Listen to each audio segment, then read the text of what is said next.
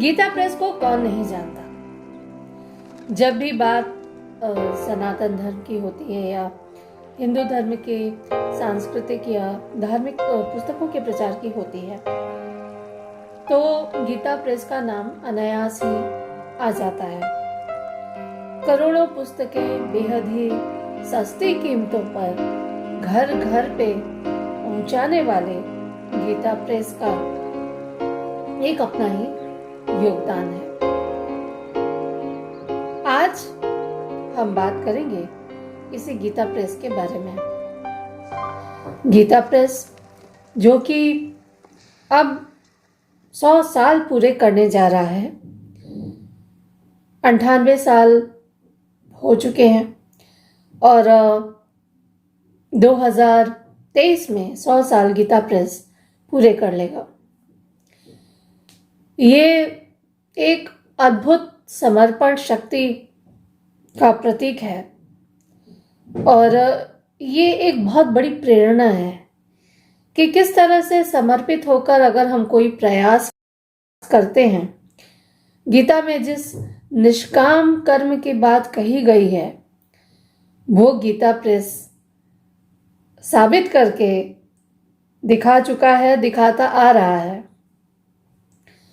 तो गीता प्रेस का उदाहरण ऐसा है कि जिस पर बात होनी चाहिए और ख़ास तौर से युवाओं को तो बहुत ज़्यादा जानने की ज़रूरत है। तो आज शुभजिता के पड़ताल में हम आपको गीता प्रेस के बारे में बताएंगे। गोविंद भवन के बारे में तो आप जानते ही हैं, हमने इस पर बात की थी। हम आपको बताएंगे कि गीता प्रेस समय के साथ कैसे आगे बढ़ा है और उसका अवधारण हिंदू धर्म के प्रचार में और उस साहित्य को जिसको आमतौर पर खारिज कर दिया जाता है उसको घर घर तक पहुंचाने में गीता प्रेस का बहुत महत्वपूर्ण योगदान है, जिसे हम सबको जानने की ज़रूरत है। और अब तो गीता प्रेस ट्रस्ट का एक ऐप भी है जहां पे आप मुफ्त में ऑनलाइन किताबें पढ़ सकते हैं। कई भाषाएं हैं। यदि हम ये कहें कि भारतीय भाषाओं को एक करने में या भारत की एकता को और मजबूत करने में भाषाओं के ज़रिए, भाषाओं के प्रचार के ज़रिए गीता प्रेस का बहुत महत्वपूर्ण योगदान है, तो ये बहुत सच है, ये सत्य है और इसको झुठलाया नहीं जा सकता।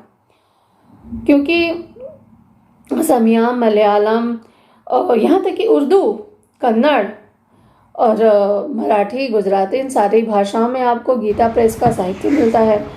गीता प्रेस की जो दैनंदिन डायरी है वो हमारी ज़िंदगी का हिस्सा है और इतनी लोकप्रिय है क्योंकि आपको हिंदू धर्म के जो भी व्रत त्यौहार हैं उनकी जानकारी मिल जाती है। तो इस वजह से गीता प्रेस की जो डायरी है वो बहुत महत्वपूर्ण है और बहुत अब ऑडियो सामग्री भी जो है ऐप है उस पे आ चुकी है। तो इसकी जो स्थापना है वो की थी सेठ जय दयाल गोयंदका और कल्याण जो पत्रिका है गीता प्रेस से प्रकाशित होने वाली, उसके जो प्रथम संपादक थे हनुमान प्रसाद पोद्दार, जो कि एक स्वाधीनता सेनानी भी थे और उन दोनों ने स्थापना की थी गीता प्रेस की। और कल्याण जो है वो पत्रकारिता में इसका एक महत्वपूर्ण स्थान है। 1926 में ये शुरू हुआ है और 100 साल से लगातार ये छप रहा है, तो ये अपने आप में एक इतिहास है। इसके लगभग 100 विशेषांक हैं और कई ऐसे विशेषांक हैं जिनका प्रकाशन दोबारा किया गया है। तो ये सब आप आधुनिक माध्यमों पर ई बुक के ज़रिए भी आप देख सकेंगे। अगर आप गीता प्रेस की साइट पर जाते हैं तो भी आपको ये मिलेंगे। हिंदी और संस्कृत भाषा में जो पुस्तकें हैं एक लंबी सूची है, यानी भगवत गीता से लेकर महाभारत से लेकर रामायण से लेकर सूरदास साहित्य और कोई बहुत सारी ऐसी किताबें हैं जो हनुमान प्रसाद पोद्दार और सेठ जय दयाल गोयंदका ने खुद लिखी, क्योंकि उसके पीछे भी एक कहानी है। क्योंकि उस समय ये होता था कि ये किताबें मिलती नहीं थी और ज़्यादातर किताबें संस्कृत में थीं। तो इस सफ़र पे तो बात होनी चाहिए।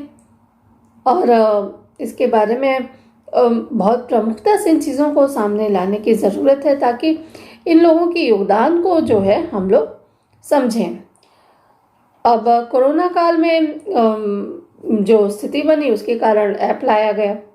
आज भी आप कई रेलवे प्लेटफॉर्म्स पे गीता प्रेस की किताबें देखते हैं। और ये तब है जब ये जो किताबें हैं वो न्यूनतम मूल्य पे पाठकों को उपलब्ध करवाई जाती हैं। और ये एक बड़ा कारण है कि ये जो किताबें हैं बहुत लोकप्रिय हैं, और घर घर में आपको गीता प्रेस की ये सस्ती धार्मिक पुस्तकें आपको मिल जाएंगी। और हमारे घर के बुजुर्गों की जो सुबह होती है वही रामचरितमानस या भगवद गीता या ऐसे ही धार्मिक ग्रंथों के जरिए होती है। अगर हम साहित्यिक दृष्टि से देखें, अकादमिक दृष्टि से देखें, तो जब भी हमें पुराने साहित्य को लेना पड़े या प्राचीन साहित्य पे बात करनी पड़े तो हमें गीता प्रेस की ओर मुड़ना पड़ेगा। क्योंकि जो हमारे कई प्राचीन साहित्य ग्रंथ हैं, जो हमारे जो धर्म ग्रंथ हैं, उनमें कहीं ना कहीं अगर हम इतिहास को खोजने की कोशिश करेंगे तो ये बहुत शुद्धता के साथ आपको यहाँ पे गीता प्रेस की किताबों में आपको मिलता है। अब बात करते हैं कि शुरुआत कैसे हुई। तो इसकी जो बुनियाद है, शुरुआत तो हुई थी 1923 में, लेकिन इसकी बुनियाद पड़ी थी 1920 के आसपास। अब हुआ ये कि सेठ जयदयाल गोयंदका थे कारोबारी, बड़ा बाजार इलाके में थे, वो कोलकाता में थे, और व्यवसाय के सिलसिले में उनका आना जाना होता था कलकत्ता। 1885 में उनका जन्म हुआ, और चूँकि एक विशुद्ध हिंदू परिवार से थे और उनका परिवेश भी वही था, राजस्थान से थे, तो उनको तो आदत थी सत्संग की। उनका दिन ही शुरू होता था गीता के साथ या रामचरितमानस के साथ। तो जब कलकत्ता आए तो उनको इसकी ज़रूरत महसूस हुई। और कलकत्ता, जैसा कि आप सबको पता है कि बाबुओं का शहर है, अंग्रेज़ों का शहर है, तो यहाँ पे तो ये चीज़ें मिलती नहीं थी। तो होगा क्या, क्योंकि उन दिनों तो मंच भी नहीं मिलता था और कोई प्रचार भी नहीं होता था। आज की तरह बड़े बड़े विज्ञापन देकर सत्संग तब नहीं हुआ करते थे। तो जाहिर सी बात है कि और बांग्ला और अंग्रेज़ी का ही बाहुल्य था, तो ऐसे में हिंदी किताबें एक तो मिलती ही बहुत कम थी, सवाल ही पैदा नहीं होता था। जो मिलती थी वो बहुत कम मिलती थी और उनमें शुद्धता नहीं थी।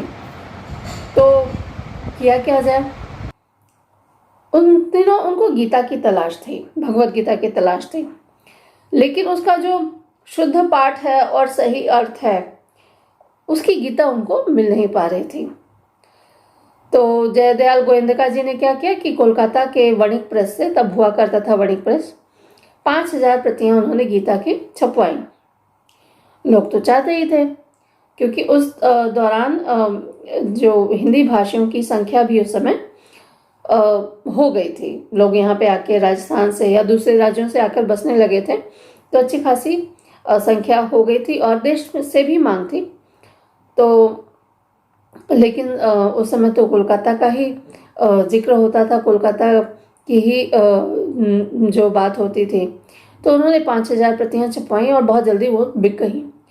उसके बाद 6000 प्रतियों का दूसरा संस्करण छपवाया गया, लेकिन उसमें हुआ क्या कि उसमें जो अशुद्धियां थी वो रह गई थी और उसको ठीक करना बहुत कठिन था। तो उस समय लगा कि भाई अब अपना प्रेस शुरू करना चाहिए। तो हुआ ये कि गोरखपुर के दो उनके मित्र थे गोयंदका जी के, घनश्याम दास जी जालान और महावीर प्रसाद पोद्दार। उन्होंने गोयंदका जी को सुझाव दिया कि प्रेस उनके शहर में यानी गोरखपुर में खोली जाए और प्रेस की देखभाल वो कर लेंगे। तो इन्हीं दो मित्रों के भरोसे पर 1923 में गोरखपुर में 10 रुपए का एक छोटा सा कमरा जो है किराए पर लिया गया, उसमें हैंड प्रेस लगाई गई। और लेकिन हुआ कि हैंड प्रेस की जो छपाई थी उसका काम बहुत धीरे धीरे होता था और उसमें 3 व्यक्ति मिलके मुश्किल से 100 पृष्ठें छाप सकते थे और मांग तो थी ही।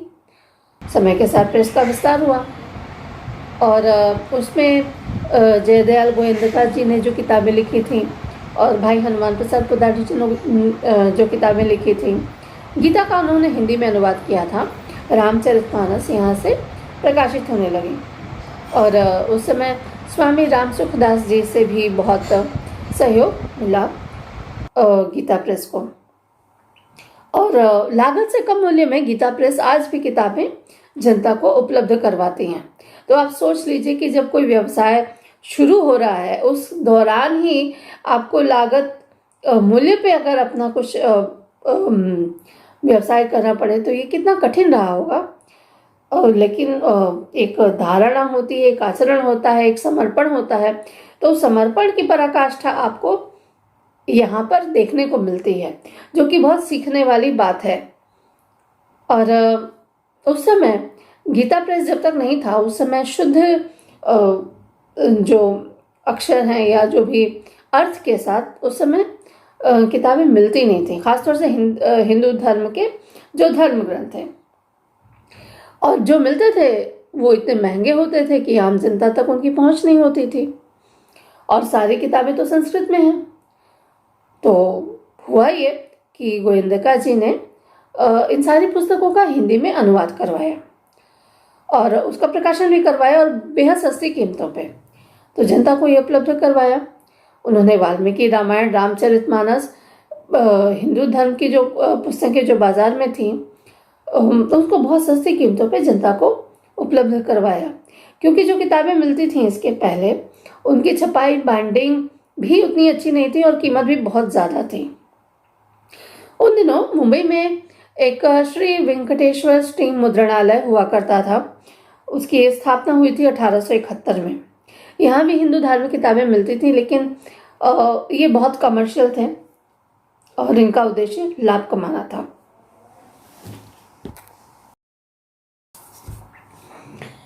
तो श्री वेंकटेश्वर स्टीम मुद्रणालय जो था उनका जो था उद्देश्य लाभ कमाना था।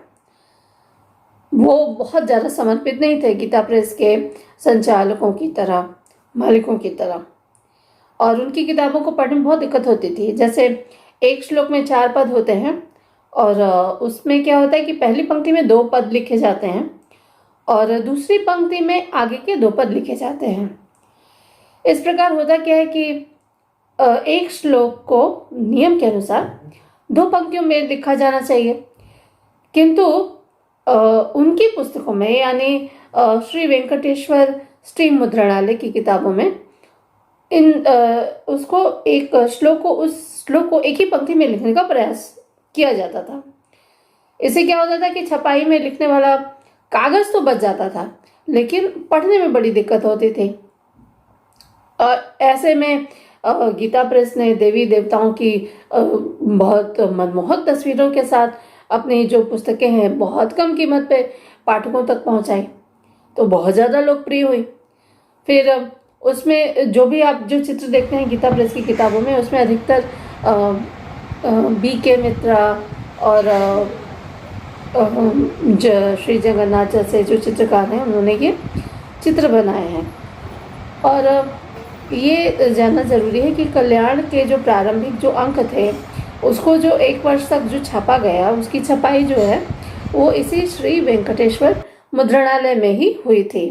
बाद में इसकी छपाई जो है वो गोरखपुर में होने लगी। तो ये गीता प्रेस के जो कहानी है जो कि आज ऐप पर भी उपलब्ध है। और ये बहुत महत्वपूर्ण है कि गीता प्रेस समय के साथ चल रहा है और ये बहुत हमारे लिए भी जानना ज़रूरी है और हमारी जो नई पीढ़ी है उनके लिए भी जानना ज़रूरी है। अब हम आपको बताएंगे गीता प्रेस से जो महत्वपूर्ण फैक्ट्स हैं कि जो भी तथ्य हैं कि उन्होंने किस तरह से काम किया। ये आप अगर गीता प्रेस की साइट पे जाएंगे तो आप देख सकेंगे। हम आपको बता दें कि जो कितनी प्रतियां छपी हैं यही आपको बहुत आश्चर्य में डालने वाला है।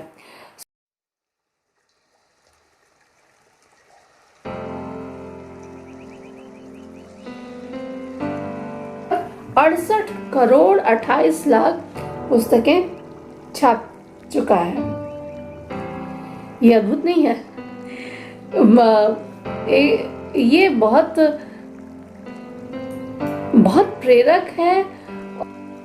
ऐसी चीज है जो हम लोगों को जानने की जरूरत है। और इसके अतिरिक्त आपको ये जानना चाहिए कि गीता प्रेस के सिर्फ साहित्य की ही बात नहीं है, बल्कि एक जो मंदिर है जो गोरखपुर में गीता प्रेस का जो मंदिर है वो बहुत मतलब प्रख्यात है। और इनके बारे में हम फिर कभी बात करेंगे। फिलहाल तो आप ये जानिए कि जो अन्य कार्यकलाप क्या है। गीता भवन का अपना स्वर्ग आश्रम है। मतलब गीता भवन में जो है गोरखपुर में ये जो मंदिर है, उसके अलावा आयुर्वेदिक संस्थान है, ब्रह्मचार्य आश्रम है। और गोविंद भवन के बारे में तो हम आपको पहले ही बता चुके हैं। दरअसल गोविंद भवन के बारे में ही जब हमने जाना तो हमें लगा कि गीता प्रेस के बारे में अलग से बात होनी चाहिए। तो ये आज हमने अपना वादा निभाया और गीता प्रेस के बारे में आपको बताया। और इसके अतिरिक्त ये भी हम जाना ज़रूरी है कि गीता प्रेस राहत कार्यों में भी बढ़ चढ़ कर भाग लेता है। गीता प्रेस का ये जो मंदिर है जो बनवाया गया है, उस पर हम आपको फिर कभी अलग से बताएंगे। तो आज तो हमने बताया आपको गीता प्रेस के बारे में। पढ़कर अनायास ही श्रद्धा जाग उठती है ऐसे लोगों के बारे में जानकर। आपके पास अगर ऐसे कोई घटनाक्रम या ऐसे किसी भी व्यक्ति की जानकारी तो हमसे ज़रूर साझा कीजिए। हम उनकी कहानी को सबके सामने लाना चाहेंगे, या ऐसी कोई संस्था है या ऐसा कुछ अच्छा काम हो रहा है, हमें सामने लाकर बहुत खुशी होगी।